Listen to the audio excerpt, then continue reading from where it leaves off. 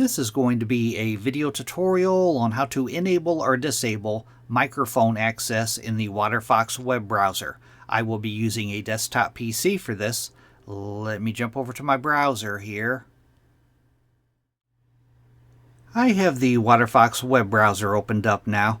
To enable or disable microphone access, first thing you want to do is open up Settings.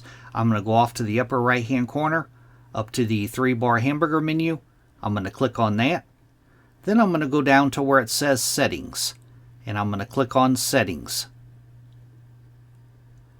Now on this page that opens up, the pane off to the left hand side, you want to click on Privacy and Security. Then on the center pane, you want to scroll down a ways, down to where you see the Permissions section, and in the Permissions section, right down here is Microphone. You want to click on Settings off to the right side of Microphone. A little dialog box will pop open.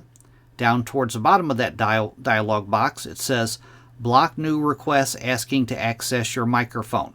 If this box is checked, then you're blocking access to your microphone. If it's unchecked, then websites have access to your microphone. Then all you would do is go down to the lower right hand corner and click on Save Changes. That is how to enable or disable microphone access on the Waterfox web browser. Thanks for watching.